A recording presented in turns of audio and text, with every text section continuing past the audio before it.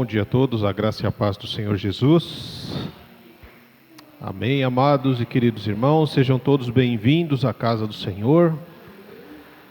Hoje nós retornamos ao templo, né? Semana passada nós tivemos um culto mais próximos ali atrás, na nossa sala de recepções.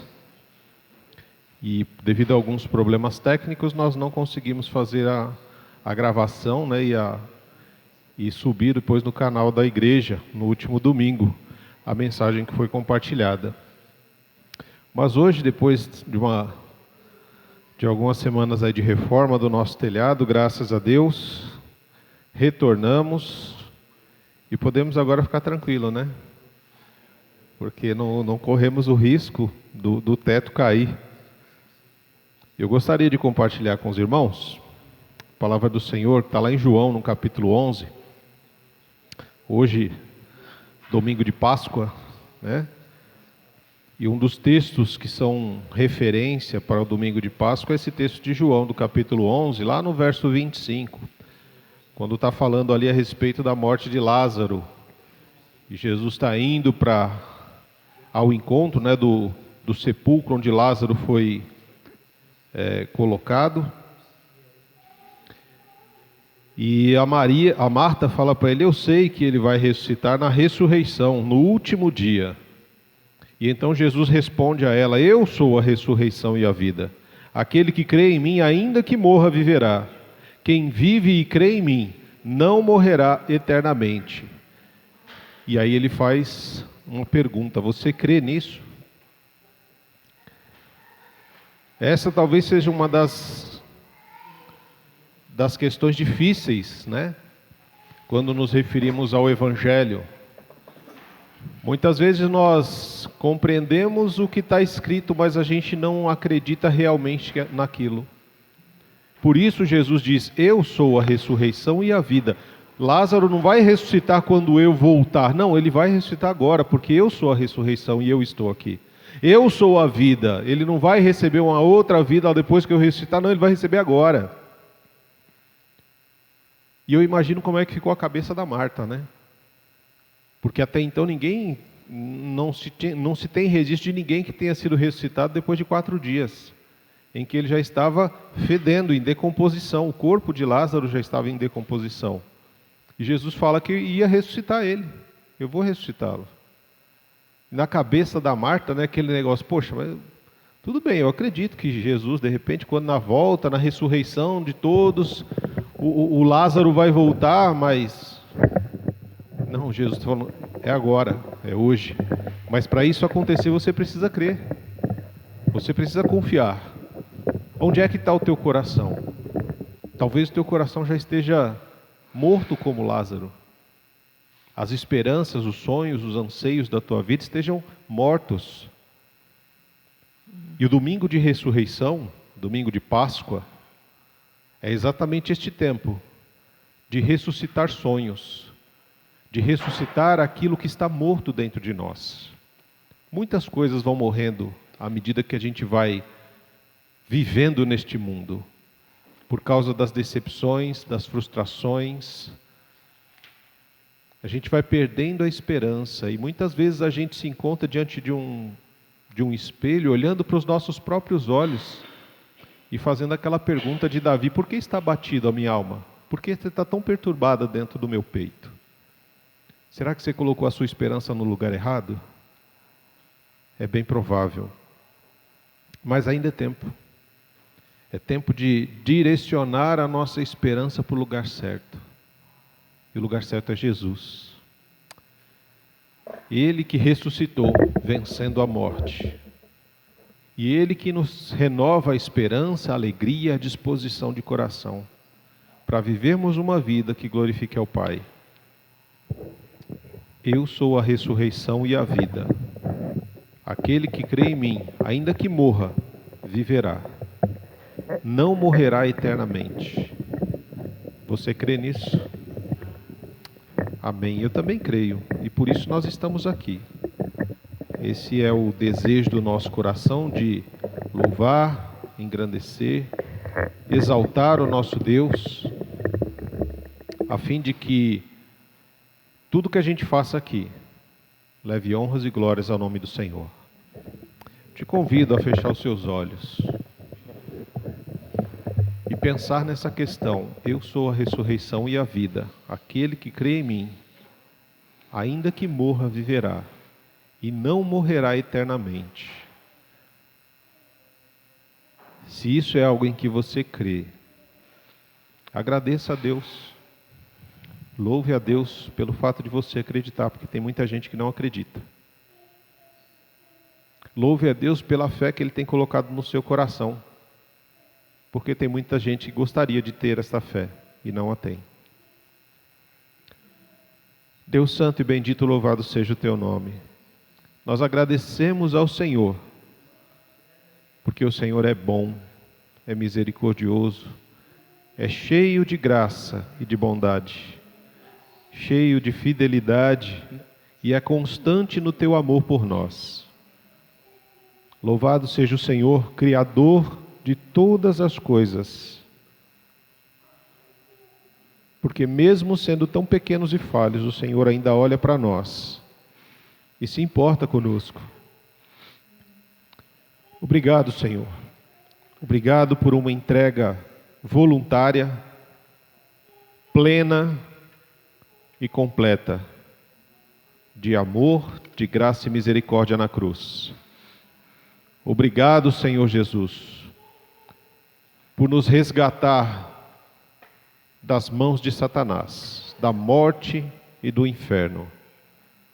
Obrigado por nos chamar para este momento de comunhão, para que possamos celebrar a vida, a ressurreição de Cristo. Para que nós possamos saber que o trono sempre esteve ocupado pelo grande e eterno Deus, e permanecerá ocupado por Ele eternamente. Bendito seja o nome do Senhor, que derrama sobre os nossos corações o amor, o cuidado, e nos dá direção em meio a um mundo de trevas, para que possamos andar nos caminhos que agradam ao Senhor. Pai, nós nos reunimos nesta manhã, e o desejo do nosso coração, Pai, é prestar um culto agradável ao Senhor. É celebrar a vida, é agradecer o Senhor, é louvar pelos livramentos, pela ação poderosa do Senhor nas nossas vidas, é exaltar o Teu nome, Senhor, e adorar o Senhor por quem o Senhor é. Santo, justo, poderoso, alto, sublime Deus, mas também um Deus de perto, de relacionamento, que nos constrange por tão grande amor. Louvado seja o nome do Senhor. Que o Teu Espírito Santo nos ajude nesse momento, Pai, para cantarmos louvores ao Teu santo nome, para orarmos e falarmos contigo, para que possamos ouvir a Tua voz, por meio da Tua palavra, por meio dos louvores, pela presença do irmão ao nosso lado. Que o nome do Senhor, Deus, seja exaltado no Teu povo, Senhor, nesta manhã. É a nossa oração, no nome santo e poderoso de Jesus Cristo. Amém.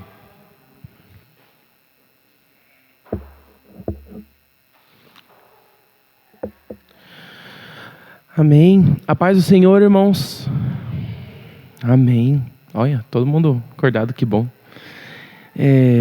Nesse domingo de Páscoa, né, o que nós trazemos à nossa memória é sobre a ressurreição do Cristo, a vida que Ele levou, o sofrimento que Ele teve na sexta-feira, né, e a ressurreição dele no domingo. E muitas vezes eu vou contar para vocês, né? Acho que foi quinta-feira, eu fui para a academia e uma moça que tinha por lá, eu não conheço ela, não tenho contato, né?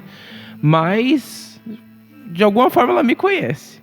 Ela chegou e conversou um pouco comigo e acaba que em algum determinado momento a gente estava junto numa sala que tem por lá e ela falou especificamente sobre o que significava para ela a questão da sexta-feira.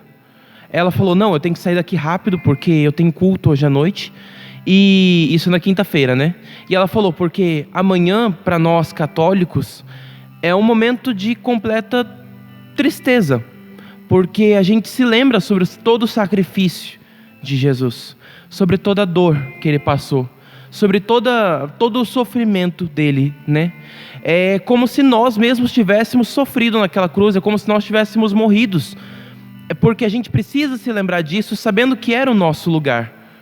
Isso ficou na minha cabeça, né? Latejando bastante, porque às vezes passa que a gente não vê e fala, nossa, que bom ter um feriado no final da semana, a gente consegue descansar um pouco, e chega no domingo e a gente fala, nossa, é domingo de Páscoa, né? Caramba, vou comprar um ovo de Páscoa, quando não se trata sobre isso. E o que essa moça disse falou muito comigo, porque nos faz olhar, né, a questão desses últimos 3 dias de uma maneira diferente. Traz à nossa memória que o nosso lugar foi tomado por outra pessoa que não devia estar lá. Não só isso, ele sofreu muito. Aqueles que o amavam sofreram também. E no 3º dia ele ressuscitou. Foi uma alegria imensa. E logo depois ele subiu aos céus. E aí eu fiquei pensando, gente, imagina como é que ficou o coração do pessoal. Tipo, ele deixou a gente de novo. Ele não está morto, mas ele também não está mais aqui.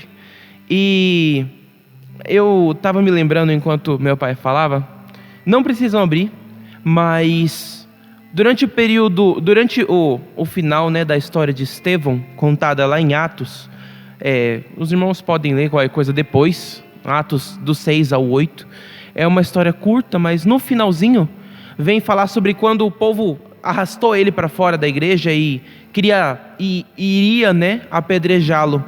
E lá no versículo 55 diz, mas Estevão, cheio do Espírito Santo, olhou firmemente para o céu e viu a glória de Deus, e viu Jesus em pé, no lugar de honra, à direita de Deus. O Jesus que nós celebramos hoje, por ter ressuscitado, vive. E não só vive, Ele reina. É o único digno de receber toda a honra, glória e louvor. Então que nessa manhã, a ressurreição de Cristo e o reinado dele sobre toda a terra venham encher o nosso coração de alegria e de louvor. Amém? A igreja poderia se levantar para cantar conosco? O único que é digno de receber a honra e a glória, a força e o poder, ao Rei eterno e imortal, invisível, mas real, a Ele ministramos o louvor. Ao único que é digno de receber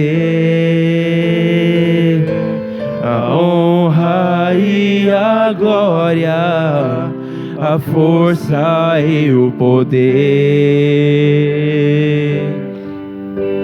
ao Rei eterno e imortal, invisível, mas real, a Ele ministramos o louvor. Coroamos a Ti, ó Rei Jesus, coroamos a Ti, ó Rei Jesus, adoramos o Teu nome, nos rendemos aos Teus pés, consagramos todo o nosso ser a Ti. Coroamos a Ti, ó Rei Jesus, coroamos a Ti, ó Rei Jesus, adoramos o Teu nome, nos rendemos aos Teus pés, consagramos todo o nosso ser. Que possamos consagrar tudo de nós, entregar ao Rei dos Reis, ao único digno de receber todo o louvor. Que a igreja cante que nós nos consagramos a Ele. Consagramos todo o nosso ser a Ti.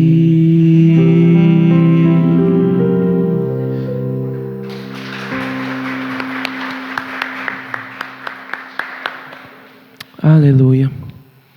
E não apenas isso, mas Ele fez tudo isso por amor. Tudo que Ele fez, não foi pensando apenas, por exemplo, no povo daquela época. Hoje vocês acreditam que o sacrifício de Jesus salva a vida de vocês? Aleluia. Mas gente, foi há 2000 anos, como pode? Mas Ele é eterno. O sacrifício de Jesus é por cada um de nós. Ele conhece cada um de nós, sabe a vida que vivemos, sabe aquilo que fazemos e morreu pelos nossos pecados, que todos os dias cometemos. Muitas vezes nós chegamos aqui sentindo que não somos dignos, né? De cantar louvores a Deus, de chegar até a presença dEle, de prestar um culto a Ele, e a gente tem razão. A gente não é digno e nunca vai ser, porque em nós existe um pecado constante. Foi dito, né, sobre a lista ali de pecados que nós muitas vezes cometemos. Isso não quer dizer que você não deva, porque o Cristo morreu por você naquela cruz, por cada um dos seus pecados, e graças ao sacrifício dEle, ao reinado dEle, ao lado do Deus Pai, Deus te conhece e ouve o teu louvor. Amém? Então que cada um de nós possa cantar com o máximo do nosso ser, sabendo que Deus nos conhece e somos conhecidos de Deus.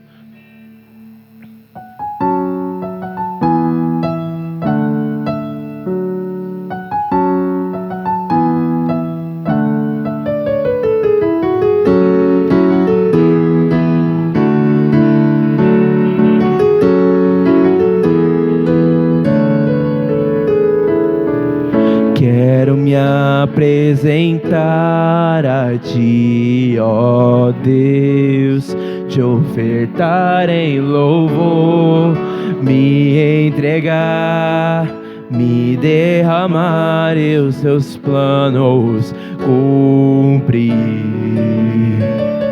Que possas achar em mim a voz que deseja ouvir, que toca o Espírito, abre os céus e enche o teu coração. Ser reconhecido, marcado por transformação, aprovado pelo fogo, habilitado pela unção. Sabe todos os meus dias, e pra vida e para a morte eu vou andar com Deus. O Senhor conhece os que são seus, ouve a voz sincera de um adorador. Me separou, me marcou no seu altar para servir. Ele ouve as nossas vozes e verdadeiramente nos separou para servi-lo. Quero me apresentar a Ti, ó Deus, te ofertar em louvor, me entregar, me derramar e os Teus planos cumprir. Que possas achar em mim a voz que deseja ouvir, que toca o Espírito, abre os céus e enche o teu coração. Que essa voz esteja em nós, reconhecido, marcado por transformação, aprovado pelo fogo, habilitado pela unção. Sabe todos os seus dias, para a morte eu vou andar com Deus.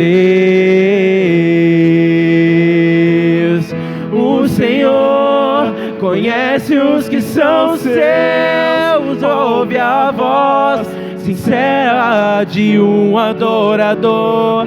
Me separou, me marcou no seu altar para servir o Senhor. Conhece os que são seus, ouve a voz sincera de um Ele ouve a sua voz, te separou, te marcou para que você possa servi-lo no altar para servir o Senhor. Conhece os que são seus, ouve a voz sincera de um adorador. Me separou, me marcou no seu altar para servir, para servir, para servir, para servir, para servir.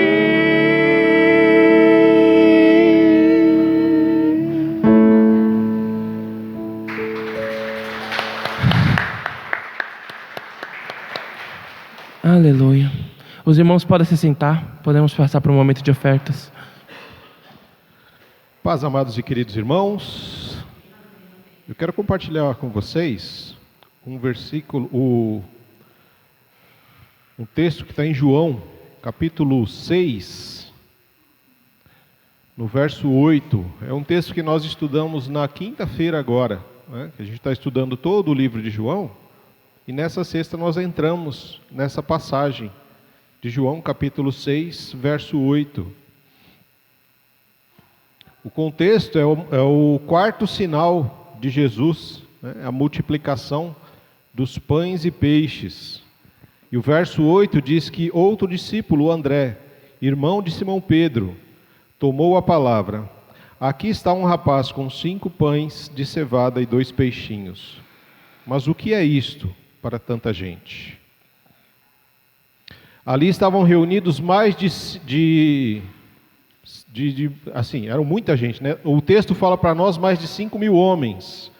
Só que ele só conta os homens, não conta mulheres, não conta crianças. Então, se a gente chutar muito baixo, né, uma mulher para cada homem e digamos que 2 filhos, porque eles tinham bastante filhos, né? Se a gente colocar 2 filhos para cada casal, nós tínhamos pelo menos 20.000 pessoas ali, assentadas. Jesus diz para elas: assentem-se. E o fato daquelas pessoas se sentar, Jesus está dizendo que elas se tornaram livres, porque escravo não come de pé. Ou melhor, escravo não come sentado, só come em pé. Jesus pede para que eles se assentem. Por quê? Porque Jesus tinha vindo exatamente do lugar da Páscoa, que era Jerusalém. Ele sai daquele lugar onde deveria ser comemorada a Páscoa, que havia se tornado um lugar de opressão por causa da religião, e conduz eles para um outro lugar. Um lugar chamado Galileia, perto do mar de Tiberíades. E num gramado bem extenso, mais de 20.000 pessoas se reúnem. Ele orienta que as pessoas se assentem.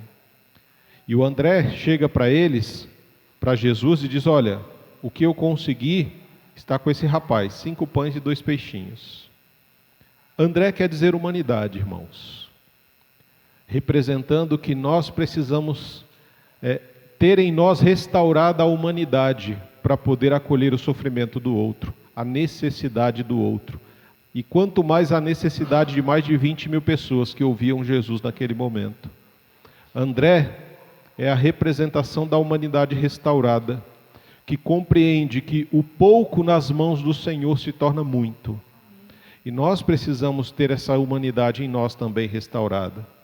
Quando a gente olhava esse teto aqui alguns meses atrás, ou anos, e a gente estava no meio do culto e o teto dava umas estraladas, né?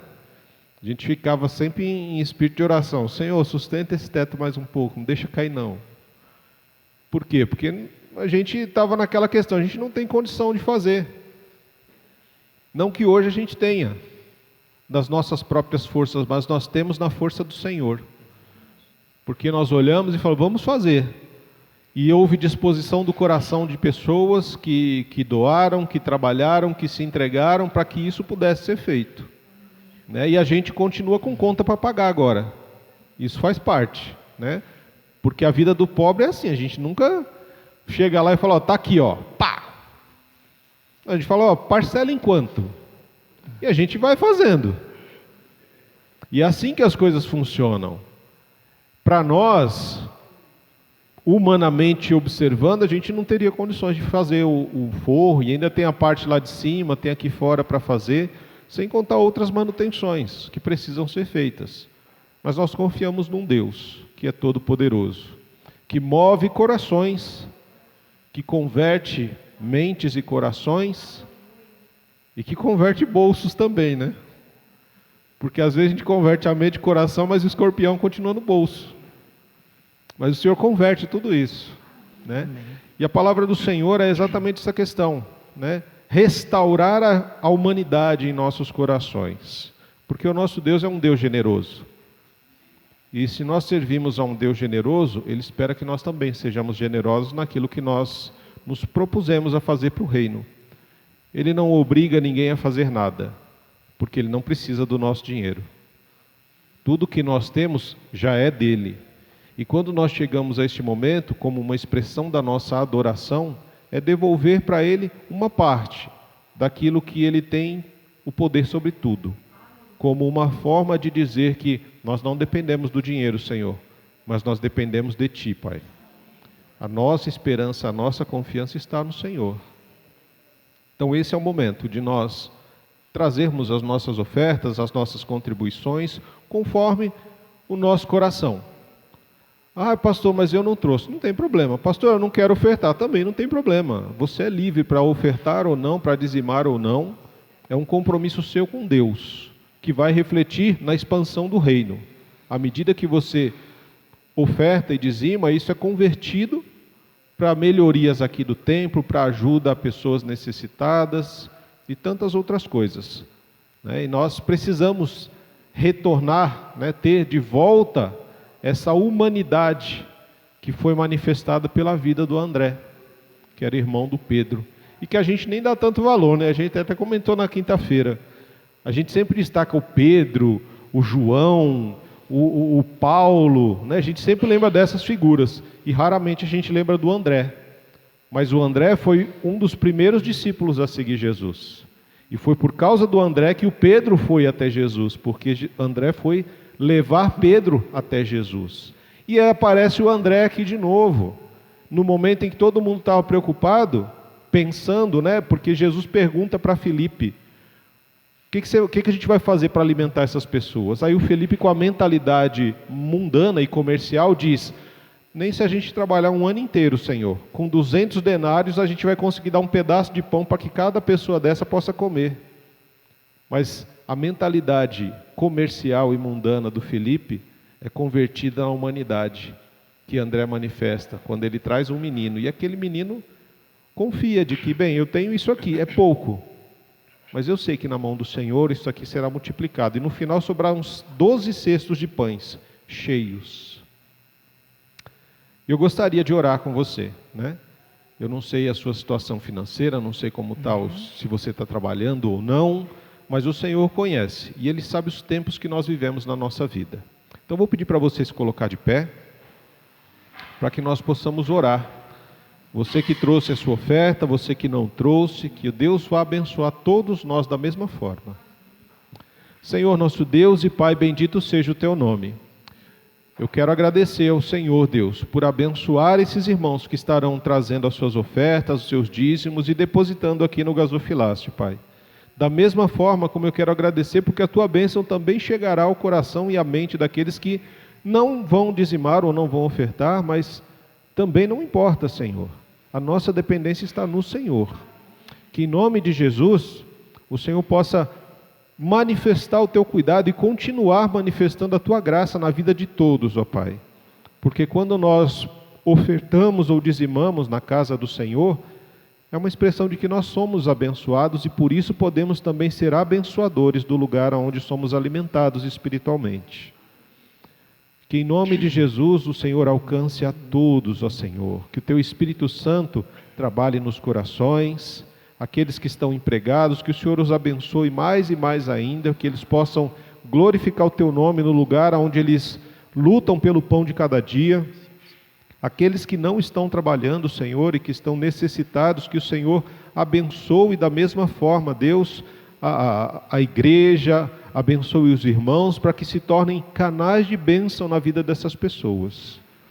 Como nós sempre procuramos dizer, Deus, aquilo que o Senhor abençoa na casa do Senhor, não é para nós, mas é para todos. Não é algo individual, mas é algo coletivo, porque nós entendemos que se o Pai é nosso, o pão também é nosso. E precisamos compartilhar para que todos possam receber e ninguém passe por necessidades. Que em nome de Jesus, Pai, este seja mais um momento de louvor e adoração ao Teu nome. Nós te agradecemos em nome de Jesus. Amém. Você que trouxe seu dízimo, a sua oferta, você pode trazer e depositar aqui no gasofilácio, enquanto os nossos amados e queridos irmãos vão nos conduzir em mais um louvor ao nosso Deus.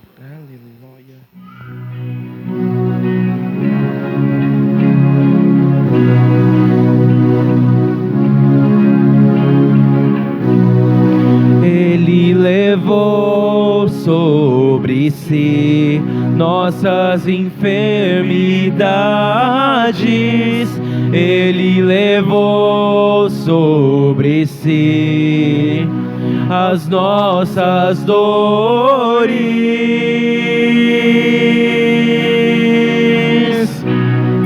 Ele que foi ferido por nossas transgressões, e o castigo que nos traz a paz estava sobre ele, e pelas suas pisaduras fomos sarados. Jesus,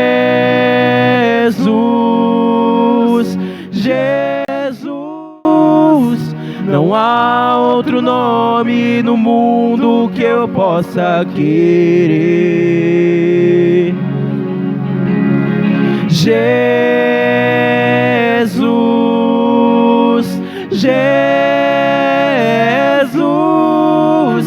tomou meu lugar para que eu não precisasse morrer. Ele tomou o nosso lugar, levou as dores que nós não poderíamos levar e se sacrificou por toda a humanidade. Ele levou sobre si nossas enfermidades, Ele levou sobre si as nossas dores.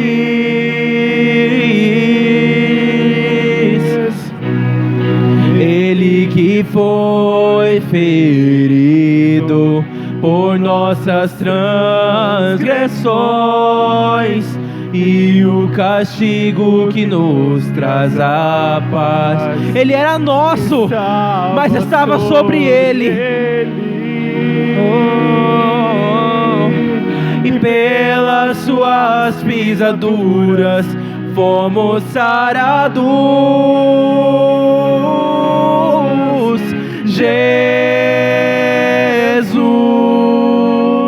Jesus,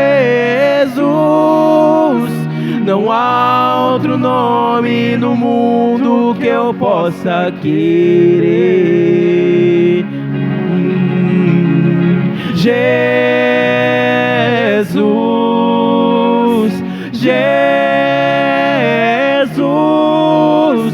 tomou meu lugar para que eu não precisasse morrer. Clame o nome dele. Jesus,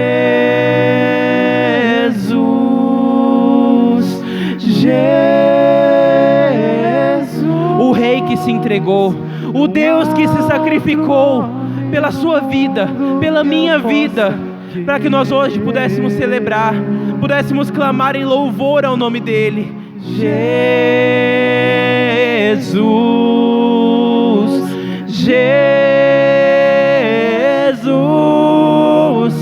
tomou meu lugar para que eu não precisasse. Ele tomou o nosso lugar. verdadeiramente. Jesus, Jesus, não há outro nome no mundo que eu possa querer. Oh Senhor, louvado seja o teu nome, Senhor Jesus. Grande é o teu nome, o único digno de receber todo louvor e honra. Tomou o nosso lugar para que nós não precisássemos morrer. Verdadeiramente, tu és magnífico, Senhor. Tomou o nosso lugar. Tomou o meu lugar para que eu não precisasse morrer. Tomou o meu lugar para que eu não precisasse morrer. Louvado seja o nome do Senhor Jesus, aquele que está acima de todos os nomes. Grande e poderoso Deus. Aleluia. Aleluia. E não apenas isso, né? Justamente como nós, inclusive já até falamos, né? Cada um de nós aqui crê que o sacrifício de Jesus serve para nós hoje. Ele se encaixa nas nossas vidas hoje. E foi o tempo adequado. O que eu quero dizer com isso, né? O pessoal, como a gente até já aprendeu, houve um hiato na história.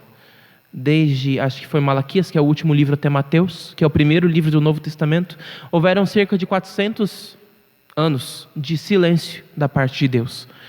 Ninguém mais já acreditava que o Cristo viria. E por muitas vezes, e logo em seguida, né? Logo em Mateus, para nós é só uma mudança de página, mas foram gerações e gerações de silêncio. E aí, quando o mundo menos esperava, o Criador nasceu. Aquele que viria salvar e redimir todo o mundo. E na nossa vida, a gente se esquece, né, de que foram os 400 anos. Acha que muitas vezes os planos do Senhor para nós são a troca de uma página, quando podem durar dias, meses, por uma coisa que você está pedindo e você ainda não recebeu. Ou por uma coisa que você sabe que Deus vai te dar, mas que ainda não chegou. E por muitas vezes nós desanimamos o coração, perdemos o olhar, nós ficamos cabisbaixos, ficamos sem energia, a gente se perde, sabe? Para que eu estou aqui? Por que eu estou fazendo isso? Poxa, Senhor, não seria tão mais fácil se o Senhor já me desse, já resolvia tudo, eu ficava feliz, o Senhor ficava feliz. Mas o tempo dele é completamente diferente do nosso. É uma coisa que o Senhor tem me ensinado a aprender, porque eu sou uma pessoa muito ansiosa, então Deus tem me colocado em tempos de espera, né? E às vezes aquelas pequenas respostas que a gente vai vendo que Deus vai nos dando, vão reanimando o nosso coração e nos lembram de que o amor de Deus nunca falha. O cuidado dele está sempre sobre nós. E essa música vem justamente falar sobre isso.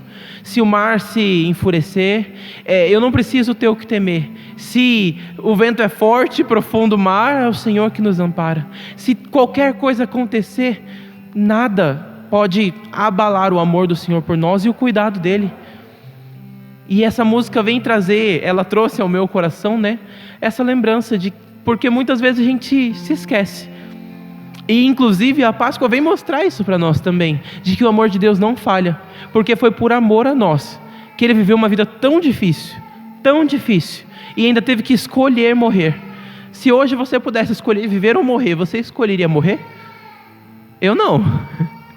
E Jesus escolheu, por amor, um amor que não falha, um amor que não nos deixa, e um amor que não perde o tempo. Então, que essa música venha renovar a alegria no nosso coração e a paz de saber que o amor de Deus está sobre cada um de nós, amém?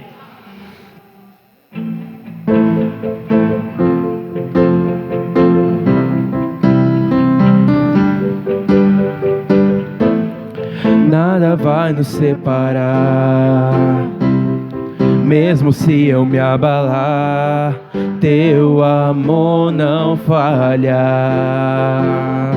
não falha.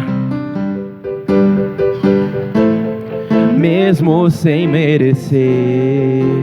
Tua graça se derrama sobre mim, teu amor não falha.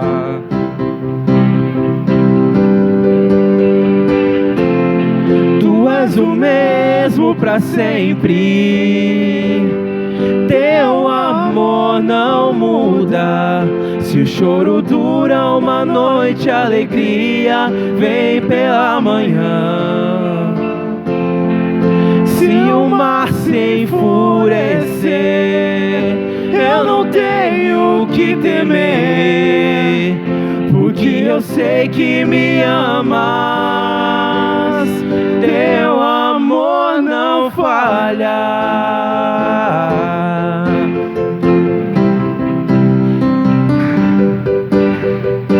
Se o vento é forte e profundo mar, tua presença vem me amparar, teu amor não falha.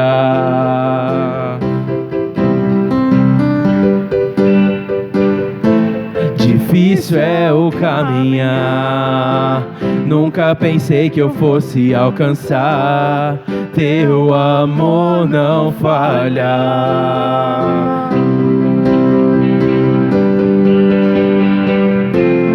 Tu és o mesmo para sempre, teu amor não muda. Se o choro dura uma noite, a alegria vem pela manhã. Se o mar se enfurecer, eu não tenho que temer, porque eu sei que me amas, teu amor não falha.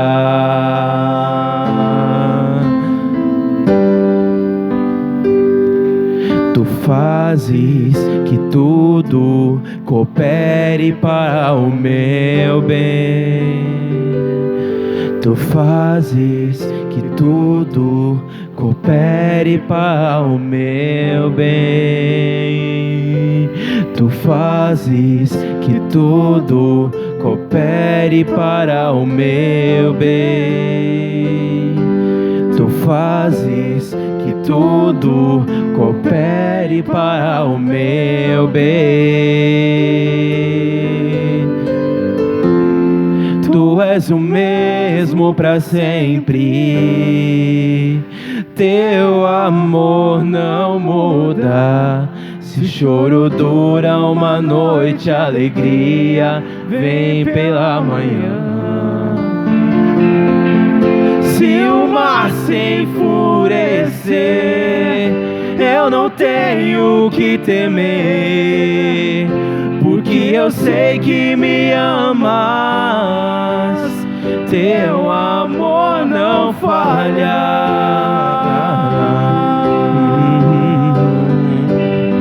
Teu amor não falha. Não falha. Teu amor não falha. Aleluia. Ó Senhor Deus eterno Pai, obrigado, Senhor, pelo teu amor eterno, pelo teu sacrifício na cruz, que hoje podemos nos alegrar sabendo que nós não precisamos passar pela cruz, não precisamos morrer como o Senhor fez, porque o Senhor já fez e serviu para todos nós, independente se fazem 2000 anos ou não sei quantos. O teu amor é eterno, e o teu sacrifício na cruz salva cada um de nós. Louvado seja o teu nome, Senhor, o único e verdadeiro Deus, que decidiu se sacrificar por nós, quando ainda éramos inimigos de Deus. Que verdadeiramente os nossos corações possam se entregar ao Senhor, e viver para aquilo que o Senhor nos criou. Que possamos servir ao propósito ao qual o Senhor nos chamou, ó Deus, e que o nosso louvor venha agradar o teu coração. Oramos para que mais e mais o Senhor permita que o nosso coração esteja sensível à tua voz, que possamos ouvi-la, ó Pai, e não resistir, que possamos nos entregar ao Senhor e fazer novas escolhas, escolhas que venham a renovar a nossa vida espiritual contigo, escolhas que venham a transformar, Senhor, a forma que vivemos, a forma que servimos ao Senhor, para que tudo venha a ser para a tua glória e honra. essa é a oração do nosso coração, Senhor. Continua a falar conosco. Em nome de Jesus, meu Pai amado. Amém. Amém. Os irmãos podem se sentar.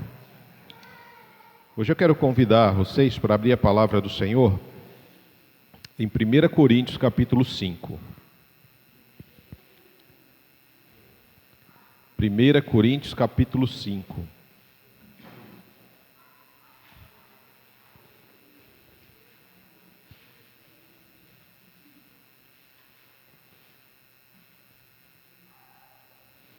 Aí tem irmão que vai olhar no início, no título do capítulo, já vai falar assim, Jesus, o que acontece, pastor? Que conversa é essa?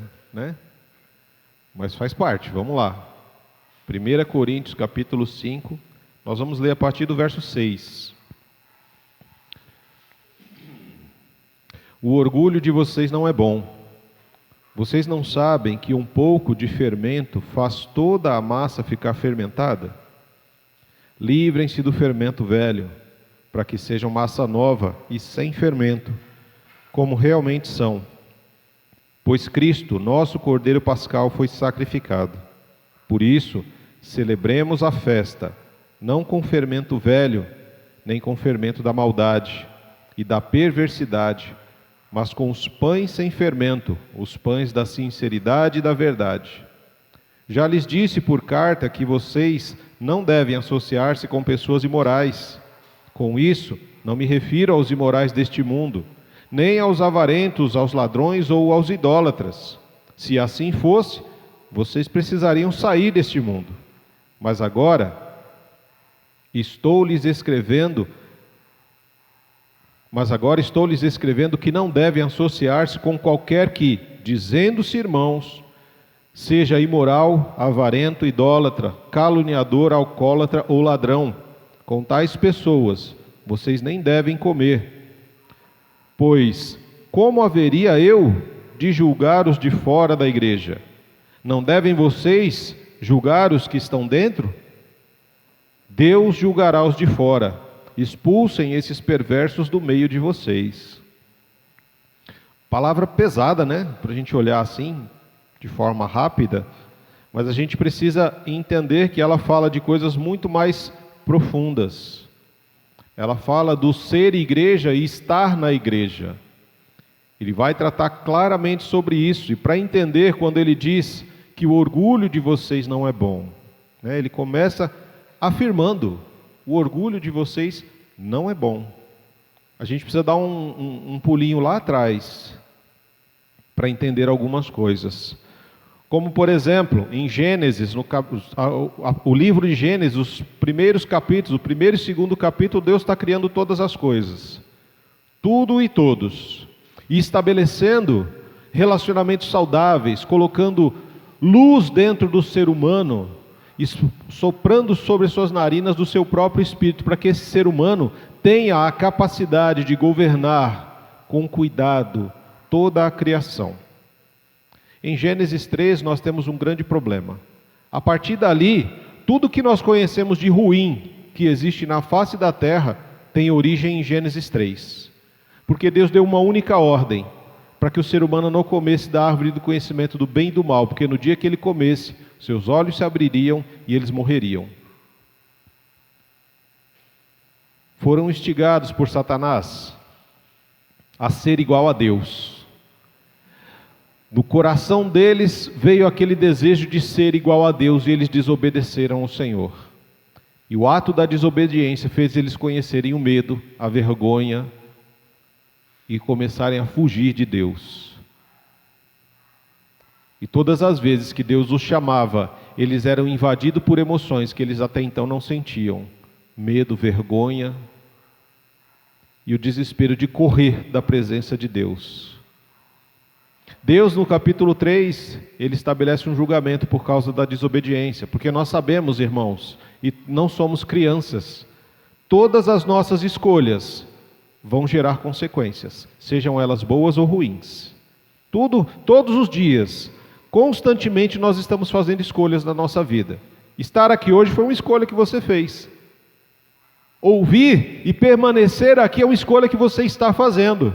Porque você poderia de repente escolher levantar, virar as costas e ir embora.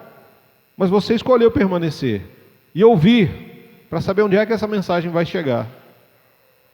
E então, a escolha que eles fizeram trouxeram consequências: dor, separação e principalmente a morte, que é a separação de Deus.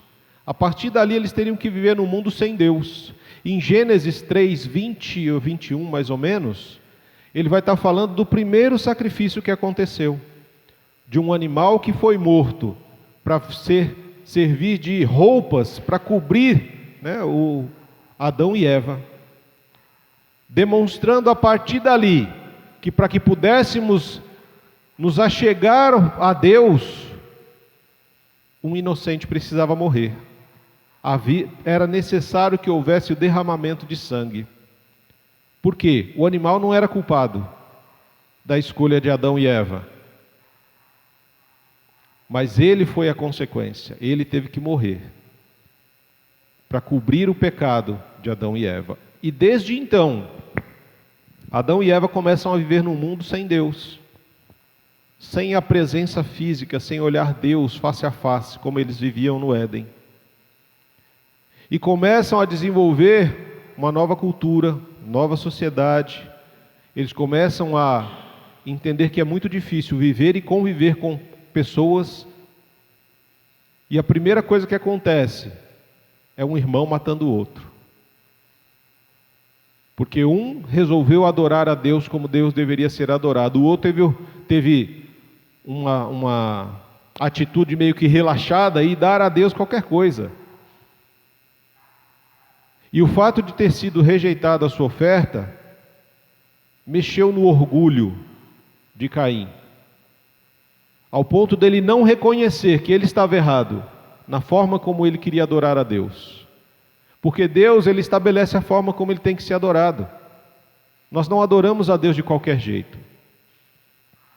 E quando o sacrifício que Caim fez não foi aceito, o rosto dele começa a se transformar. E Deus diz: o pecado está na porta do teu coração. Cabe a você dominá-lo.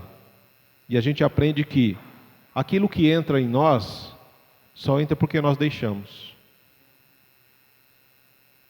E ele permitiu que o orgulho entrasse no coração dele, a raiva tomasse conta. E ele foi conduzido por sentimentos estranhos até então a ele. E a consequência foi ele matar o próprio irmão.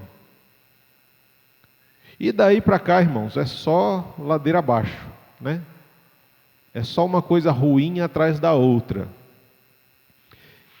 E dentro desta cultura que foi desenvolvida, animais eram constantemente mortos para cobrir os pecados. E o sistema religioso que foi desenvolvido pelos judeus, né, o judaísmo, ele repousa sobre animais que precisavam ser mortos. O sangue desses animais precisavam ser mortos pelos pecados que os seres humanos cometiam. Mas não era suficiente, nem que eles matassem todos os animais da face da terra, iria conseguir pagar esta dívida de pecado que eles tinham com Deus. Porque Deus é um ser eterno, irmãos. Então, quando nós assumimos uma dívida com Deus, nós assumimos uma dívida eterna. Algo que a gente não consegue pagar, porque desde então, a partir do momento que a morte entrou em nossos corações e nos tornou mortais, nós temos um prazo de validade. Pelo menos aqui nessa terra. E vou matar um cordeiro, vou matar um cabrito, vou matar uma pomba, vou matar uma rolinha. Tudo isso eram animais que eram mortos para, entre aspas, tentar cobrir os nossos pecados. E todos esses pecados, todos esses animais mortos, apontavam para um sacrifício perfeito. Deus, ele escolhe um povo. Lá em Êxodo, no capítulo 12, vai falar sobre a questão da Páscoa, que a Páscoa ela é uma festa tradicionalmente judaica. E ali na Páscoa era um povo que vivia como escravo por 430 anos no Egito. Até o momento em que Moisés é levantado por Deus para libertar esse povo e levar para uma terra boa, uma terra de possibilidades, né, muito maiores do que o Egito, onde eles estavam como escravos. Mas para isso acontecer, eles precisavam matar um cordeiro, pegar o sangue desse cordeiro, passar nos umbrais das portas de cada uma das famílias judaicas, para que a 10ª praga, que era a morte do primogênito, não afetasse aquela família. Todas as vezes que o anjo da morte vinha e via o umbral pintado com sangue, ele passava por cima daquela casa e ia para a próxima, que é exatamente o que quer dizer Páscoa, é passar por cima. E nesse interim, se o cordeiro fosse grande demais, era necessário que você chamasse uma outra família para compartilhar aquele cordeiro. Então, a Páscoa aqui, quando nós observamos em Êxodo 12, é um momento de comunhão à mesa. E se tem muita fartura, eu posso convidar o meu vizinho que de repente não tem nada ou tem muito pouco, para desfrutar daquele momento de comunhão conosco. E era isso que estava acontecendo. E o que tinha na mesa? Tinha o cordeiro, que foi preparado, tinha matzá, que são os pães ázimos, pães sem fermento, e tinha o maror, que eram as ervas amargas. E cada um deles representava alguma coisa. As ervas amargas representavam o sofrimento que aquele povo passou por 430 anos como escravo no deserto, no Egito. O pão sem fermento, para manifestar a urgência que tinha de que eles saíssem daquela terra, porque não dava tempo de deixar o pão ficar fermentando para dobrar a massa e tudo mais. Aqueles que sabem fazer pão entendem um pouquinho, né? Não dava tempo de esperar a massa fermentar. Então era um pão sem fermento. Ele parece essas bolachas que a gente vê hoje, né, de água e sal. É o que tinha, e tinha que ser rápido. E o cordeiro, que é o sangue que foi colocado nos umbrais, representando que, olha, esta família aqui é uma família escolhida, é uma família onde o anjo da morte não há de executar o juízo. E ele passava por cima. E foi explicado que este ato, né, este fato de você comer os pães ázimos, as ervas amargas e o cordeiro, tinha que acontecer todo ano, mais ou menos nessa mesma data. Mas à medida que o povo de Deus se afastou de Deus, eles passaram muitos anos sem comemorar a Páscoa. E quando eles passavam muitos anos sem comemorar a Páscoa, eles voltavam à escravidão de outras nações. Josias, por exemplo, ele vai restaurar a comemoração, a celebração da Páscoa, porque o povo havia se contaminado com outros povos, casamentos mistos. O templo do Senhor não era para adorar só a Deus, mas agora estava adorando a outros deuses, porque havia contaminação do povo. E a palavra tinha se perdido, ninguém sabia onde estavam os escritos antigos que falavam sobre a Páscoa. E aí um rei após o outro, um chegava, o outro caía, um chegava, o outro caía, e ninguém se lembrava de celebrar a Páscoa. Por quê? Porque não foi passado para a geração seguinte. E foi um pouco do que a gente falou na semana passada, dessa questão da importância da gente passar as coisas para a próxima geração. Valores, princípios, é muito importante a gente transferir isso para a próxima geração, para que não se perca, para que não morra. Então, quando você lê lá no livro de, eu acho que é 2 Reis 23, por ali, 22, 23, o reinado de Josias, desde os tempos de Juízes não se comemorava a Páscoa. E por que não se comemorava? Porque eles perderam de vista as orientações de Deus. Quando começam a fazer uma faxina no templo, porque ele vai restaurar a adoração a Deus, e naquela faxina os sacerdotes descobrem que a palavra de Deus estava perdida ali no templo. Você já parou para pensar? A palavra estava perdida dentro da igreja. Eles descobriram a palavra perdida, jogada num canto, no momento da faxina, né? Que no momento da faxina é quando a gente acha coisa que a gente perdeu faz tempo. Foi exatamente isso que aconteceu. Acharam a palavra, começaram a ler a palavra, e Josias falou, então é isso que a gente está falhando nisso, por isso a gente continua vivendo como escravo, porque Deus nos libertou, mas o Egito ainda não saiu da gente, a gente continua com o desejo de ser escravo. E ele restaura a adoração, a celebração da Páscoa. E o povo continua. E aí, como Pedro falou, tem um período de mais ou menos 400 anos entre Malaquias e o Novo Testamento, em Mateus, em que houve silêncio de Deus com o povo. A Páscoa continuou sendo celebrada, sim, mas era negligenciada em muitos fatores. E aqueles sacrifícios de animais que eram feitos no Antigo Testamento para tentar cobrir os nossos pecados, todos eles apontavam para alguém que viria. E esse alguém é Jesus. E Jesus vem, vive e nos ensina como é viver num mundo que jaz no maligno, num mundo de escuridão sendo luz. Porque a luz só faz sentido onde tem escuridão. Não é verdade? A gente não acende, por exemplo, aqui as luzes estão acesas. Que diferença vai fazer eu acender uma vela aqui?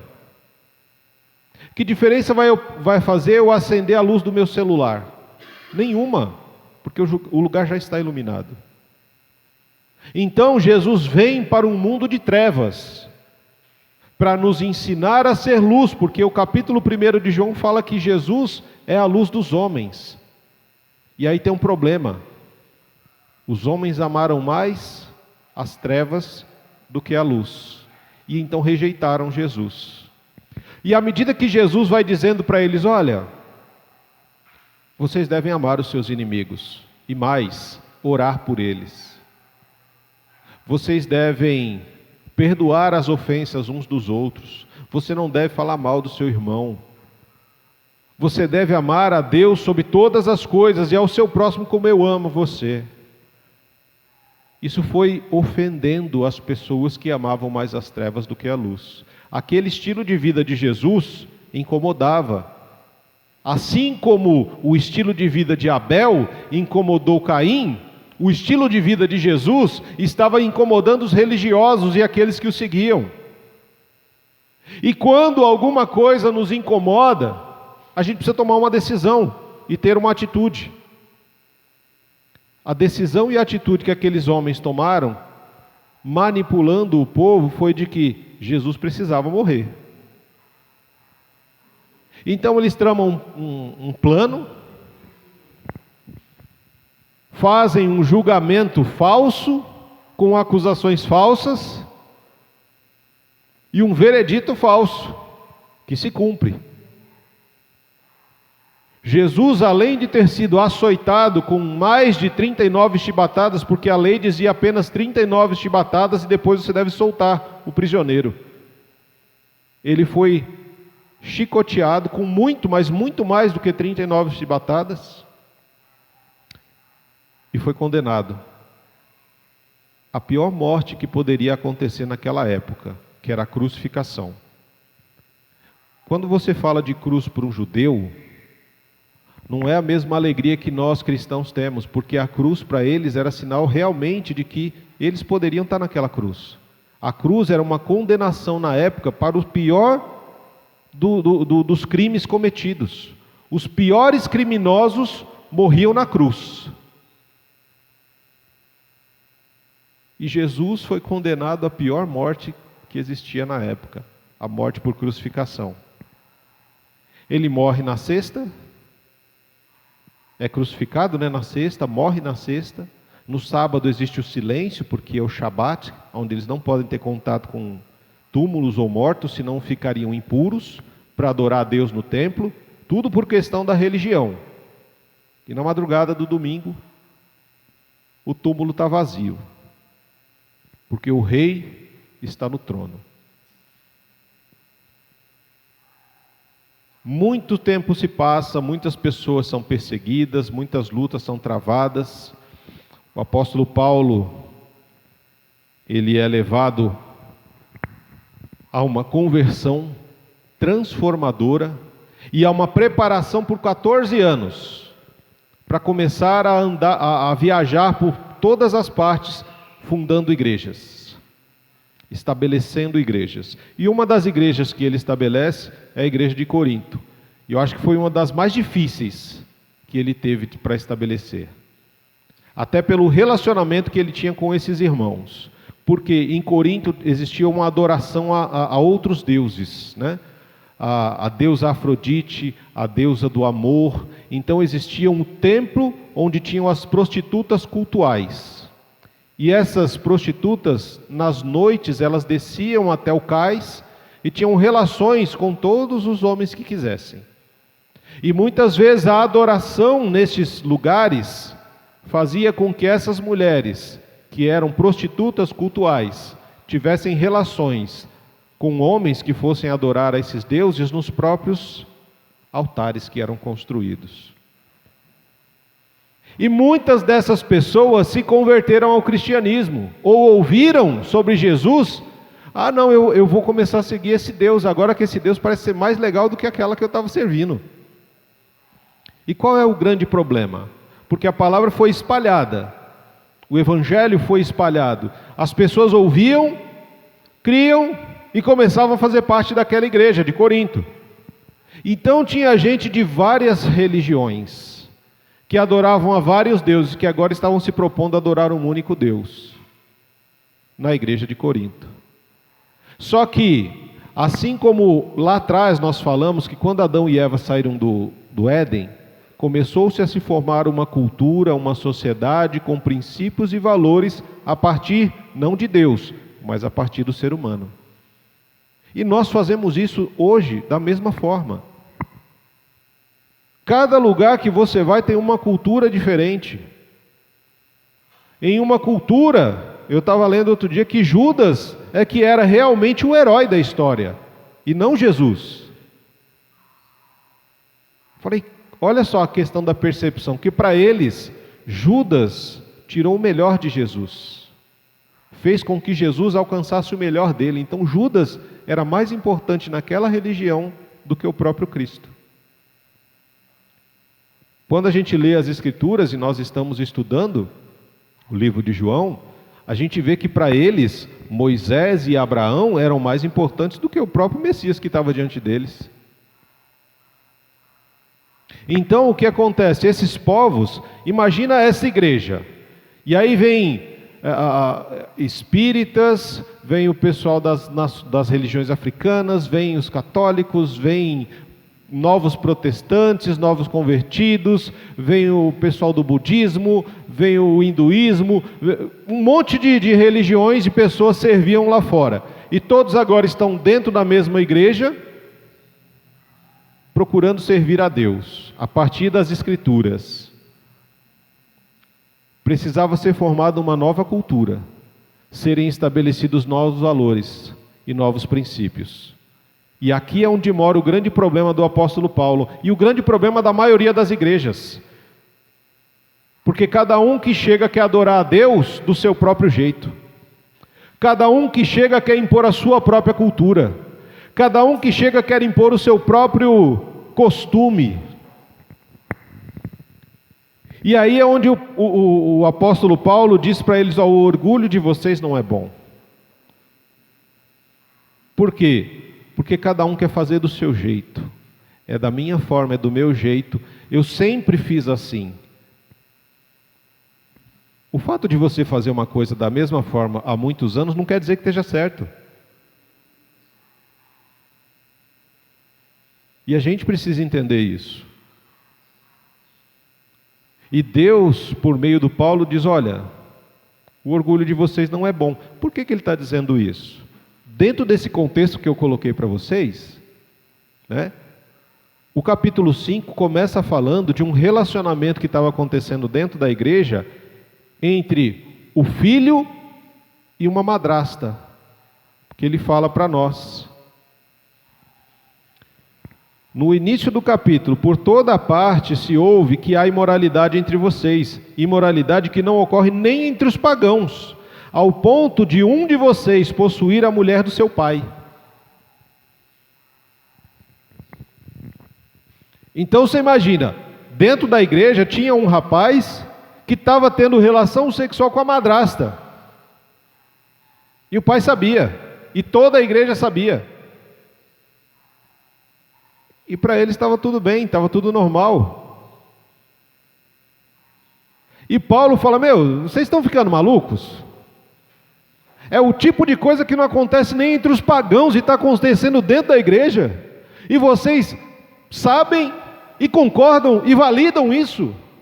O filho de um homem tendo relações com a sua madrasta. Porque o fato dele colocar com a mulher do seu pai, então não era sua mãe, era sua madrasta. E Paulo fala, não é possível, cara, o orgulho de vocês não é bom, não é algo bom.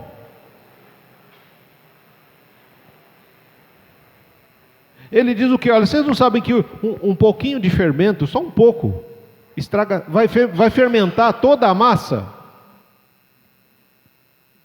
Ele diz isso claramente. Se você põe um pouquinho de fermento numa massa, o que faz? Ela vai inchar. Ela dobra de tamanho, ela fica inchada. E quando ele fala do fermento aqui, o fermento é exatamente o orgulho, a vaidade, a arrogância, a maldade, a perversidade do coração humano. Que nós trazemos isso desde o Éden, desde Gênesis 3.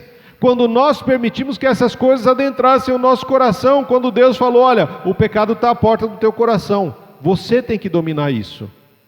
Deus não vai fazer o que eu e você temos que fazer, irmãos. Se cabe a nós dominar para que o orgulho não adentre o nosso coração, Deus não vai impedir que ele entre, porque é você que tem que fazer. E a igreja estava tomada pelo orgulho, porque ver o pecado no meio da igreja, acontecendo todos cientes, mas ninguém faz nada, está tudo certo. A gente só precisa de um pouquinho desse fermento para estragar toda uma vida, toda uma igreja. E quando ele fala para a gente dessa questão, que só um pouquinho dessa massa pode fermentar toda a massa, ele fala, livrem-se de todo o fermento velho, para que sejam massa nova e sem fermento, como realmente são. Pois Cristo, nosso Cordeiro Pascal, foi sacrificado. Por isso, celebremos a festa, não com fermento velho, nem com fermento da maldade e da perversidade, mas com os pães sem fermento, pães da sinceridade e verdade.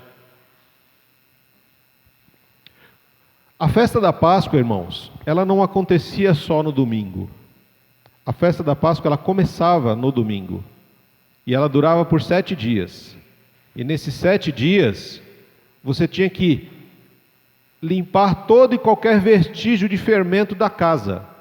Ah, eu tenho aqui um monte de pão que eu tinha feito, mas todos eles são com fermento. Joga tudo fora. Ah, mas eu tenho fermento guardado. Joga fora.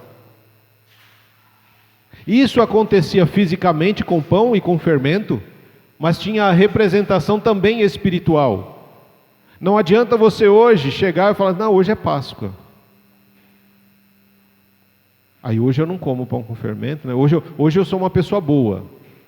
Hoje eu não vou tratar mal ninguém, eu não vou ficar com amargura no meu coração, eu não vou gritar com ninguém, mas amanhã você me espera. Não adianta nada. Sacrifício de tolo. Porque não é isso que Deus espera de nós. Ele está falando para a gente, a gente precisa se livrar exatamente dessas características humanas que apodrecem todo o nosso coração e a nossa vida. Quando a gente trata as pessoas com violência, com arrogância, com vaidade, quando nos achamos melhores do que os outros, quando nos colocamos numa posição de mais importante do que realmente nós somos. E na realidade a gente nem é importante. É o Senhor, na sua infinita e eterna graça, que vê em nós a possibilidade da gente ser alguma coisa. E aí ele fala para a gente, olha, não adianta você fazer uma celebração, ter um momento de comunhão, se o seu coração está fermentando. Você está querendo explodir, mas hoje você não faz isso porque hoje é Páscoa. Ele está dizendo para nós que uma vez que nós nos livramos do fermento e dessa massa levedada que nós vivemos uma vida inteira, nós agora somos chamados a ser uma massa nova, sem fermento, para que a nossa vida e a nossa celebração não seja mais com perversidade, maldade, com um fermento velho, com características velhas. Antigamente eu fazia tal e tal coisa. Antigamente faz parte do passado. Ele está te chamando para uma vida nova agora. E essa vida nova não cabe mais esse fermento. Essa vida nova agora precisa ser direcionada pela sinceridade e pela verdade. Porque a palavra nos diz que conhecereis a verdade, e a verdade vos libertará. Uma vida que é direcionada pela verdade é uma vida que não tem o que esconder. É uma vida em que o inimigo não tem onde te acusar. Uma vida de alguém que é sincero. E a gente muitas vezes confunde sinceridade com arrogância. A sinceridade é a palavra da verdade falada com amor. E a gente acha, a gente vai, senta a madeirada e fala assim, mas eu sou sincero. Bateu que doeu, mas eu sou sincero. Tá. Você pode dizer a verdade, mas ela pode ser dita com amor, como Jesus fez. Jesus falava a verdade, e ele falava com amor. Jesus era sempre sincero em tudo que ele fazia. E o interessante, quando a gente observa essa carta, irmãos, é a primeira carta de Coríntios, que na realidade não é a primeira, ele já seria a segunda. Porque o Paulo ele escreveu 4 cartas para a igreja de Coríntios. A gente só tem 2. Porque os irmãos, quando receberam as cartas do Paulo, ficavam irritados com ele, rasgava a carta e jogava fora. Aí a gente não tem o que ele falou na primeira carta, porque no verso 9 diz, eu já lhe disse por carta que vocês não devem se associar a pessoas imorais. Essa que é a primeira, na realidade não é a primeira, já seria a segunda, porque ele já disse em outra carta. Mas o fato daqueles irmãos estar vivendo numa escuridão tremenda e aceitando todo tipo de coisa dentro da igreja, fazia com que eles se tornassem cegos à verdade. E aí o Paulo ele vai falar sobre essa questão de associação. Você não deve se associar com pessoas imorais. E a gente, numa leitura rápida e sem prestar atenção, a gente acha que ele está falando das pessoas que não conhecem Jesus. Então eu não tenho que me relacionar com pessoas que não conhecem Jesus, que não sabem do Evangelho, porque eles são imorais, são ladrões, são idólatras, são avarentos. Né? E aí Paulo fala, não, peraí, vocês não entenderam. Vocês não entenderam, porque se fosse assim, vocês tinham que sair do mundo. Você entregou a vida para Jesus, morreu. Não é? Porque se eu fosse entender que, se você vai seguir Jesus, então você não pode mais se relacionar com as outras pessoas que não conhecem e que vivem na avareza, na idolatria e tudo mais. Então, aí você veio num culto, foi feito lá um apelo para eu quero aceitar Jesus. Aí você recebe uma oração e já cai duro, cai morto. Porque você não pode mais se relacionar com... Não é isso que Paulo está dizendo. Até porque ele diz, como é que a gente vai julgar as pessoas de fora? A gente deixa isso para Deus. Deus vai julgar os de fora. E lá no verso 12 ele fala, cabe a nós olhar para dentro da igreja. Porque quando a gente vê as escrituras, elas falam que o julgamento não começa com os de fora, mas com os de dentro da igreja. E aí ele fala que, olha, eu não estou dizendo para você não se relacionar com os imorais, ladrões, idólatras, lá de fora. Eu estou falando que dentro da igreja existem pessoas que são imorais, avarentos, idólatras, caluniadores e alcoólatras e ladrões. E com essas pessoas você não deve nem comer. Falei, rapaz, porque a Páscoa, ela é basicamente uma refeição à mesa.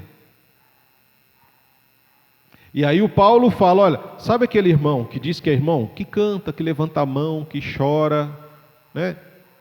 Mas quando você começa a ver a vida prática dele, ele só é crente na hora do culto, nas 2 horas que a gente tem aqui na igreja. Depois que ele sai, não se vê vestígio de Jesus na vida dele, ou na vida dela. É uma pessoa que vem para o culto de manhã, quando dá tarde ou à noite, está no boteco, entornando o caldo, dando mau testemunho. Onde as pessoas falam, mas esse aqui não era o irmão que estava na igreja de manhã? Agora à noite, então, ele está num boteco, enchendo a cara? Nossa, mas esse daí não era o irmãozinho que estava lá na igreja dizimando e ofertando, mas durante a semana ele rouba. Ele rouba nos negócios, ele engana, ele mente.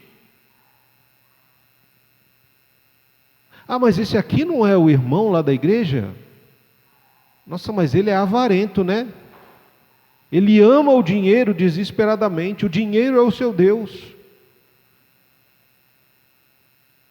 São pessoas que estão dentro da igreja, mas que não tiveram o coração convertido, continuam sendo escravos do pecado.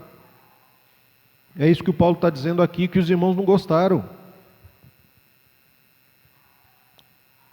Ainda na quinta-feira nós comentávamos, poxa, nos tempos antigos a gente fazia, né, quando chegava o momento de culto de Páscoa, culto de Natal, que são basicamente as duas datas mais importantes do cristianismo. Né? É Natal, que é o nascimento de Jesus, e a Páscoa, que é a ressurreição. As igrejas ficavam lotadas. Era cantata, era peças encenando o nascimento, ou a morte, a crucificação de Jesus. Crianças apresentavam coisas, adolescentes, jovens. Era um culto grande, porque muitas pessoas vinham para cultuar a Deus. As famílias, as pessoas que não iam à igreja, nesses dias elas enchiam a igreja.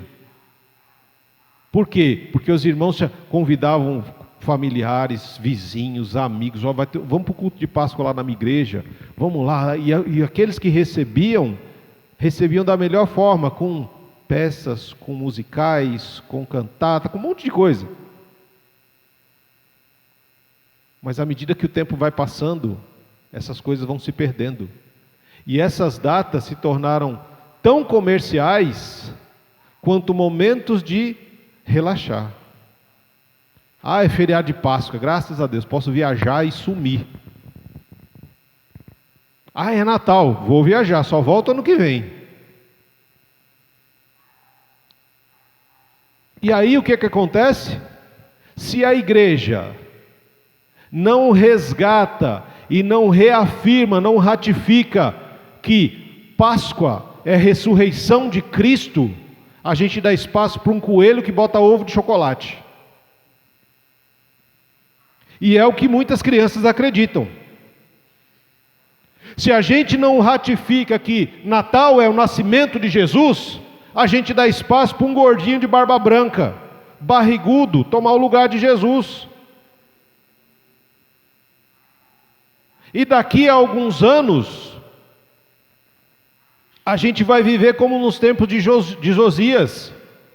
Ninguém mais celebra a Páscoa, ou o Natal, ou qualquer outra data, como deveria. Por quê? Porque é um negócio de coelho, é um negócio de chocolate e tal. E aí a gente olha para trás, tem um cordeiro que foi morto com sangue passado no umbral. E na mesa tinha um pão sem fermento e ervas amargas. Hoje nós temos um coelho que bota ovo de chocolate e na mesa tem ovo de chocolate. Não tem mais a erva amarga para relembrar sofrimento, porque a gente está adoçando a Páscoa. Ela tem que ser algo doce e não amargo. Ela não pode ser algo feio como uma imagem de um Cristo crucificado, uma cruz manchada de sangue. Não. Tem que ser algo bonitinho, como um coelhinho fofinho, que dá vontade de abraçar. Não é? E assim nós vamos perdendo princípios e valores cristãos. Porque nós, igreja, não estamos passando para a próxima geração o que realmente importa. Nós não queremos escandalizar as crianças com um Cristo crucificado, rejeitado, cuspido, esmagado, rasgado, sangrando, onde o suor escorria e pegava nas feridas e ardia, com um Cristo pendurado numa cruz, como escárnio, como vergonha. A gente está tentando tirar a realidade da vida de crianças e está substituindo por coisas artificiais.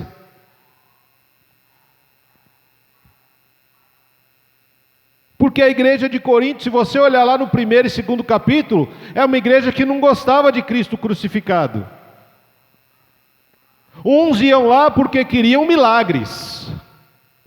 Não, eu quero ir porque eu quero ver milagres. Os judeus iam lá porque eu quero ver milagre, eu quero ver sinais e maravilhas. O outro, gregos e outros gentios, iam ali porque, não, eu quero ouvir palavras de sabedoria, coisas que alegrem o meu coração, que me façam bem a alma, que eu saia flutuando, que eu saia falando, nossa, aquela pessoa falou tão bem, eu não entendi bolhufas, mas ele falou muito bem.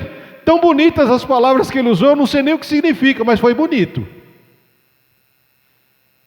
Paulo diz, eu prego o Cristo e ele crucificado, porque ele é o Cordeiro de Deus, que tira o pecado do mundo, como disse João. E a postura da igreja nos dias atuais tem sido uma vergonha para o Evangelho, porque em Romanos fala, eu não me envergonho do Evangelho. Ele não tinha vergonha de dizer que ele seguia a Cristo. E o seguir a Cristo era colocar um alvo no seu peito e nas suas costas. Você era alvo de perseguição e morte por ser cristão. E ele diz, eu não me envergonho do Evangelho. Mas em contrapartida tinha muita gente que era uma vergonha para o Evangelho. E não só nos tempos de Paulo, mas nos tempos atuais. Tem muito crente que é uma vergonha para o Evangelho. Tem muito crente que a gente não vê Jesus, nem uma sombra de Jesus na vida daquela pessoa que diz ser cristão, ser cristã. Porque segue princípios e valores do mundo. Está dentro de uma igreja, de um templo, mas não é a verdadeira igreja. Não é a igreja que está disposta a morrer por causa do nome de Jesus. Quer estar em um lugar confortável, com bancos acolchoados, com ar-condicionado, com som ambiente, com luzes que piscam como fumaça que é feita num show, porque aquilo tudo é legal pra caramba. Mas o Evangelho não tem nada dessas parafernálias. O verdadeiro Evangelho é a simplicidade da palavra. É uma relação onde a gente se assenta à mesa e olha nos olhos uns dos outros. E ali são reveladas coisas mais profundas da nossa alma. Porque é na mesa que a gente tem confrontos realmente transformadores. Foi na mesa que Judas foi revelado como traidor. Foi na mesa que Pedro foi revelado como aquele que haveria de negar conhecer Jesus. Foi na mesa que foi revelado que todos abandonariam Jesus.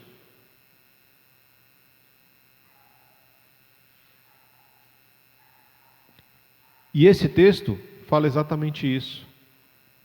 Nós queremos uma Páscoa doce, nós queremos uma Páscoa agradável, nós queremos uma Páscoa bonitinha, fofinha.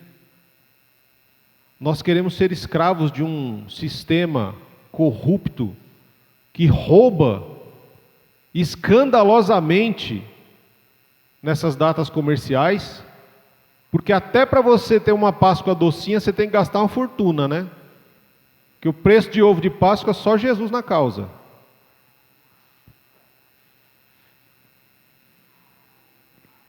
Então, irmãos, a gente muitas vezes se engana com um tipo de Páscoa que ela não é real, ela não é verdadeira. E a nossa Páscoa, porque o que a gente está falando é de uma Páscoa judaica, com o matzá, que é o pão asmo sem fermento, com o maror, que são as ervas amargas, com o cordeiro. Isso é a Páscoa judaica. A Páscoa cristã, ela acontece nessa igreja todo primeiro domingo do mês. É quando a gente se assenta à mesa da ceia do Senhor. E traz como um memorial para nós a morte e a ressurreição de Jesus. Comendo um pão que representa o corpo de Jesus que foi rasgado, a sua carne que foi rasgada, e tomando um cálice que representa o cálice de uma nova aliança no sangue de Jesus, porque é um sangue eterno, numa aliança eterna. Porque lembra que eu falei que nós tínhamos uma dívida com Deus que é eterno? E para você pagar uma dívida com um ser eterno, só um outro ser eterno que pode pagar.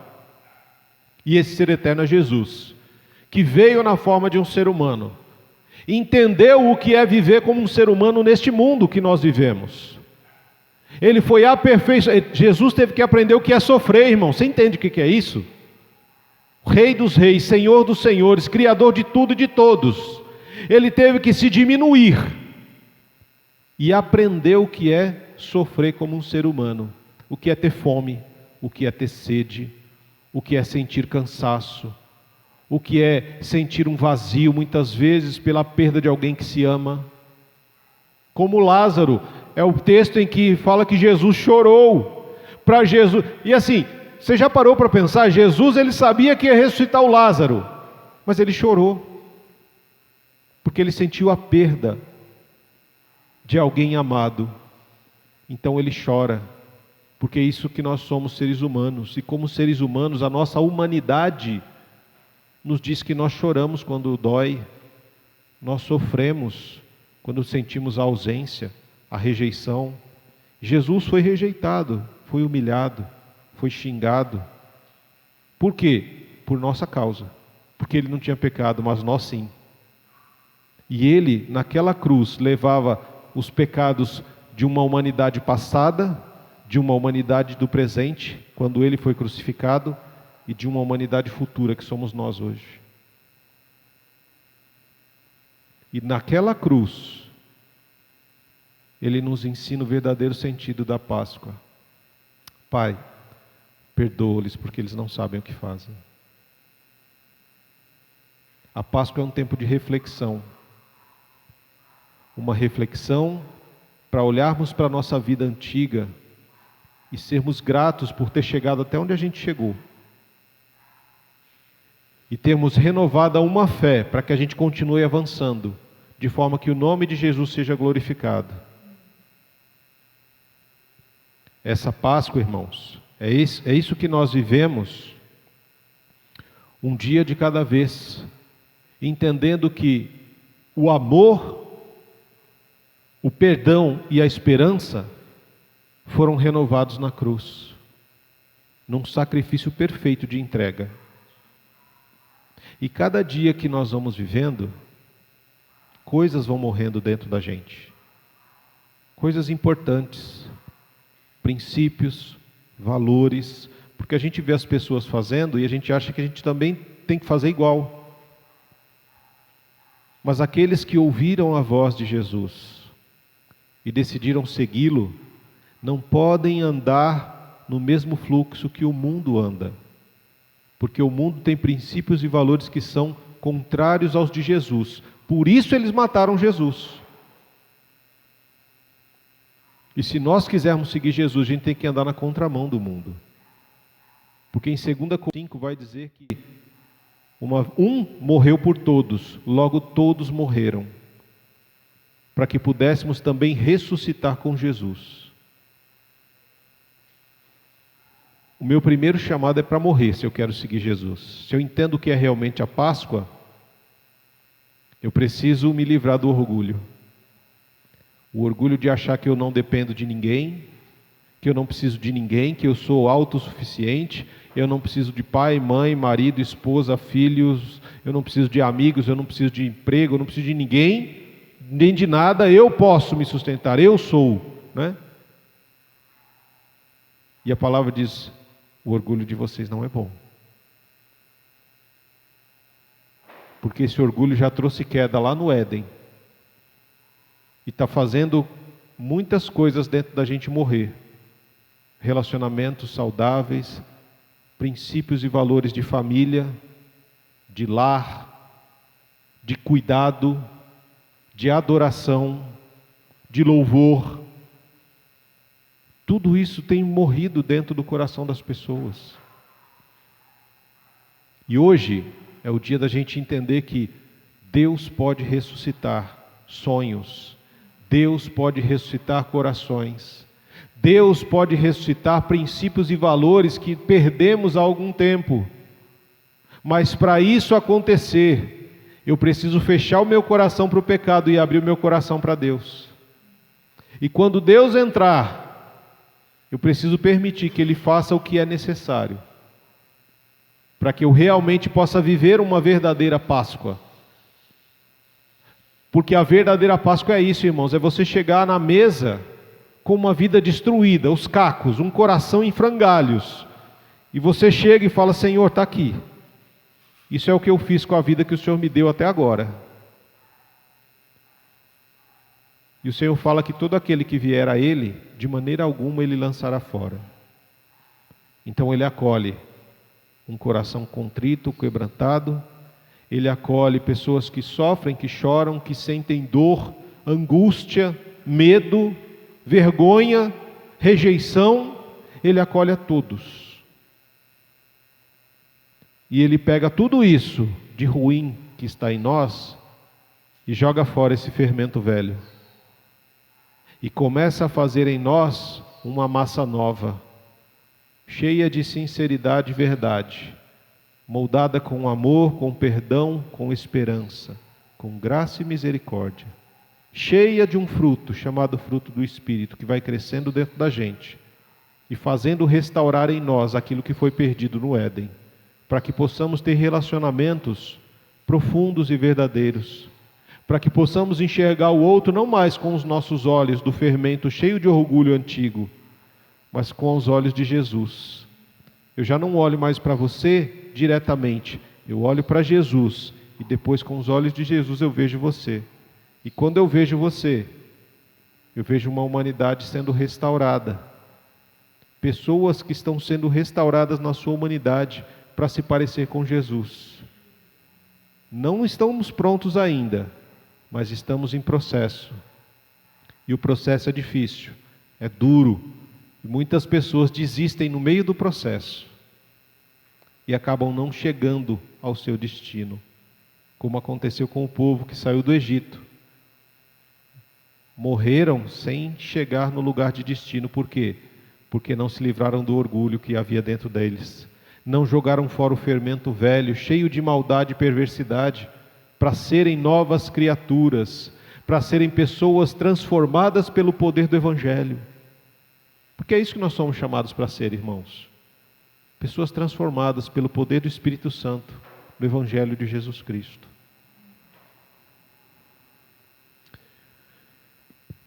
E você?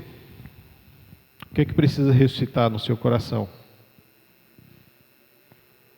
É para você pensar. Para você se assentar à mesa hoje, com a sua família, fazer uma oração de agradecimento a Deus,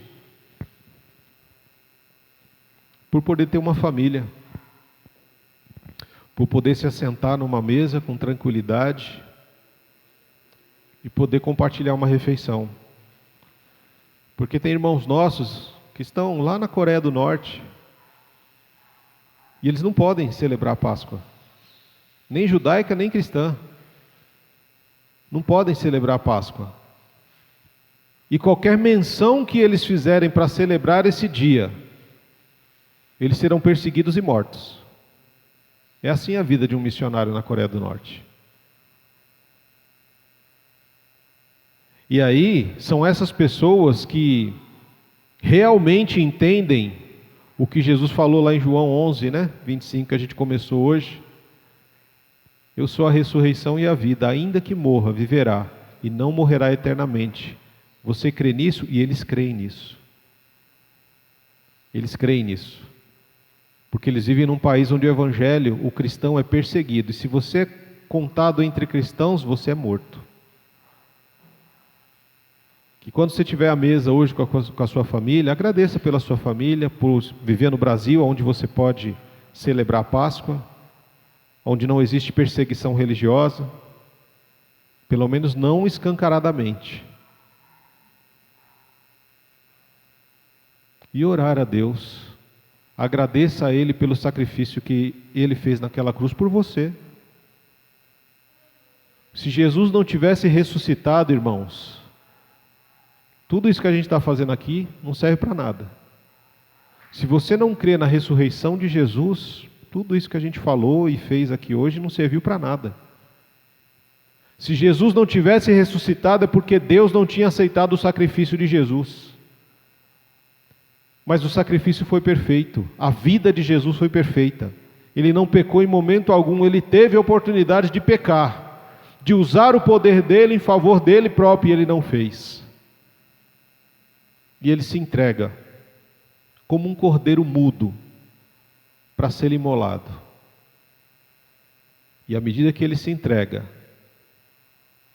o Senhor aceita o seu sacrifício e traz ele de volta. Ressuscita Jesus dentre os mortos e valida aquele sacrifício. E Jesus vai aos céus e envia para mim e a você o Espírito Santo para habitar em nosso coração. Porque viver uma vida que agrade a Deus num mundo de trevas, a gente precisa ter orientação do Espírito Santo. A gente precisa ter o Espírito Santo agindo poderosamente dentro da gente. Porque senão a gente desanima, abandona e começa a praticar as mesmas coisas que o mundo faz, perdendo princípios e valores cristãos e assumindo os princípios e valores mundanos.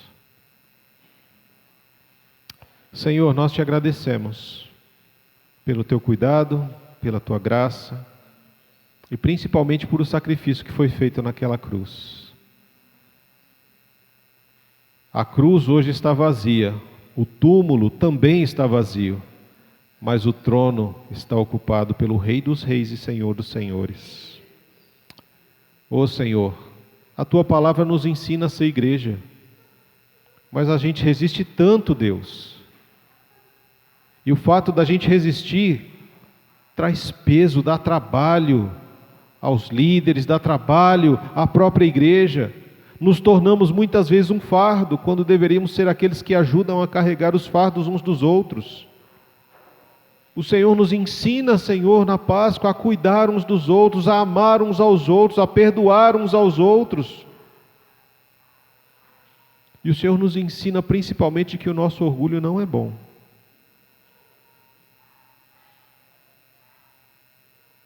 O Senhor nos ensina, Senhor, lá naquele texto da ceia, do capítulo 11 de 1 Coríntios, que hoje muitas pessoas participam da Páscoa cristã, sem discernir o corpo, sem entender o que estão fazendo, participando da mesa de qualquer jeito e trazem para si mesmos fraquezas, doenças e até a morte espiritual. E o Senhor nos diz mais, que se nós fôssemos diligentes em examinar a nós mesmos, nós não precisaríamos passar pelo seu próprio julgamento. Mas o nosso julgamento é contaminado pelo pecado. O Senhor fala para a gente para fazer um autoexame, mas a gente só deixa para fazer isso no dia da ceia, na hora que o pão e o cálice está sendo servido. E a orientação é para fazermos esse autoexame todos os dias, a todo momento, de pensamentos, de sentimentos, de emoções.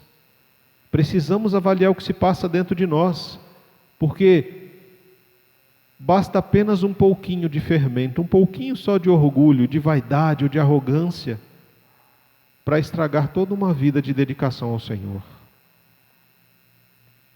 Oh Deus, que neste domingo de Páscoa, nós possamos nos alegrar pela ressurreição de Jesus, possamos celebrar com os nossos familiares por estarmos vivos para a glória do Teu nome, possamos compartilhar com os da nossa casa, com os nossos amigos, com os nossos parentes, com os nossos conhecidos, que a Páscoa, ela traz consigo uma imagem de um Cristo crucificado em nosso lugar, e de um sangue que representa uma aliança eterna, de que algo foi feito ali, para que nós pudéssemos ter vida e vida em eternidade. O justo morreu pelos injustos, aquele que não tinha pecado morreu por milhões e milhões, bilhões de pecadores. E nós nesta data precisamos olhar a cruz, nos arrependermos dos nossos pecados e tomarmos uma decisão de seguir Jesus. E essa decisão vai implicar perseguição, vai implicar muitas e muitas outras coisas. Viver na contramão de uma cultura, de uma sociedade, mas alinhado com os princípios e valores do reino. Ó Senhor, que o Teu Espírito Santo nos ajude, nos dê força, nos dê coragem, nos dê estratégias, nos dê discernimento, para que possamos fazer escolhas, guiados pelo Espírito Santo do Senhor. Nos dê a sabedoria do alto, para não buscarmos a sabedoria do mundo, Senhor. Deus Todo-Poderoso, abençoa o Teu povo, Pai. Guarda o coração e a mente do Teu povo. Renova, Senhor, a mente, renova o coração, renova a disposição. Renova, Senhor, as estratégias do Teu povo para glorificar e exaltar o Teu nome, para que o mundo saiba que nós servimos ao Senhor, Pai. Oh Deus, querido e santo, que o amor de Deus, que a graça de Cristo Jesus, que a comunhão e a consolação do Espírito Santo abençoe a Tua igreja, Senhor, hoje e sempre, e em nome de Jesus nós oramos. Amém.